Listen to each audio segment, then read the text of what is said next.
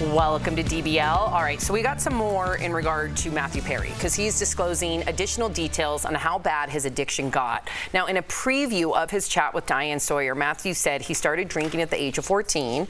He said he's been to 6,000 AA meetings, was in rehab 15 times, and has been in detox 65 times. He also resorted to extreme measures to get his hands on pills. Take a look. Weirdest thing I did was on Sundays I would go to open houses and go to the bathrooms in the open house and see what pills they had in there and steal them. And I think they thought, well, there's no way that Chandler came in and stole from us. Wow, Matthew revealed he had a crush on all three of his female co-stars and even asked Jennifer Aniston on a date before they starred together on Friends. In his memoir, he said he also had a crush on Valerie Bertinelli when they starred in a sitcom together. He said he even made out with her in front of her then husband, Eddie Van Halen, while Eddie was passed out. Whew, that's some brutal honesty, but I would dare to say most people facing addiction, it's all too relatable. Yeah, I mean, just looking at the story again, it makes me wonder, like, what's going on with rehab as well? It just seems like, you know, when you've gone that many times, and it seems like, I know it takes people a number of times. 6 is the average number. It just seems like for some people it doesn't take, and I would be really curious, and maybe he mentions it in the full interview, what was the thing that finally put him over? Because I think that would help a lot of people.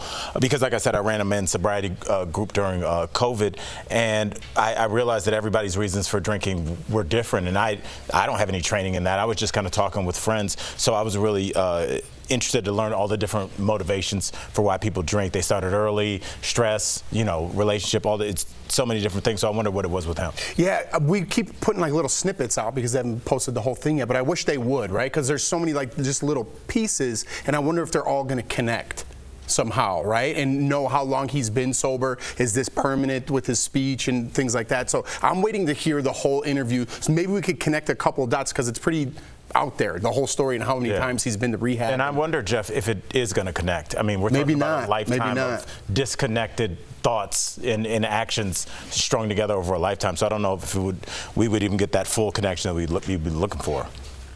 I just appreciate when people are transparent with their truth and their testimony. I know that it's extremely helpful for a lot of people who may not be able to express themselves in that same way, but completely identify with what he has to say. In terms of like the salacious, nature of some of the stories, that is just how book deals work. If you want a book deal of that magnitude, you're going to have to say some things that people are going to find shocking. And that's the reason why most of the time when these memoirs come out, we have this whole conversation about all of these little headlines because that's how you sell books. So I don't begrudge him for that. No, that's what I'm going to do. When I make my memoir for this show, it's going to be like, and then Erica stabbed me. And you should. You should. Yeah. Make sure you tell the story. Make sure you tell all the stories from start to finish, Al, because there's been some doozies. We're going to pick up season 5-ish. Okay. Just to Erica's point really quickly, I wanted you to see how Valerie Bertinelli did respond.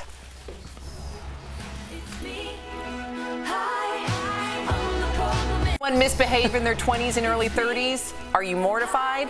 So I think she gets it. Like at the end of the day, like she understands it, she gets it. Everybody has something in their closet that they're ashamed of. And then good on her and her social media team. That's a trending Taylor Swift snippet right there. So she hit it. Good on you, girl. I don't know. I'm not going to go there because I'm already on fire, but I don't know if I like that. You know what I mean? Her responding? She's got a lot of problems with a lot of other things, that she points the finger at, and this one she just kind of brushes off while her passed out husband and she's making out with somebody. But maybe she. I don't know if that's a brush off with Taylor Swift. I'm just right. We don't have to dive all the way in there. It was a toxic trait, and also she was married to a rock star who may not have been the perfect person. I hear you, but we dictate her behavior. We hear about Valerie Bertinelli's problems once a month. I'm like, man, she's got a lot of things going on. She's and this one, she's just like, with her I'm life. 20 and I made out in front of my husband who's passed out. I'm not saying he was a great guy either, but I'm just saying, I don't know. She owned her truth. I see it as ownership. Right. Next Good time I do something bad, I'm just going to say, whoops. Put Taylor Swift on. Yes. Sorry, Jordan, you were in the room. That's between you and Jordan. Okay. The stars of the Black Panther sequel, Wakanda Forever, paid tribute to late actor Chadwick Boseman on the red carpet. The movie made its world premiere in LA, and all the stars came out in style. Letitia Wright honored the late actor by wearing a similar suit that Chadwick wore to the Oscars in 2020, and Janisha Adams Jr. wore body paint that both symbolized the film and remembered Chadwick. And Denai Guerrera and Angela Bassett looked regal in their purple gowns, and of course Lupita Nyong'o, who looked amazing in this white cutout dress, said she was relieved they were allowed to grieve Chadwick in the film. Watch. I had been dreading it, and then when he walked me through it, I was like, oh, phew, we don't have to pretend like we are not in grief, you know? We get to use our grief, and we get to just add juice to Chadwick's legacy.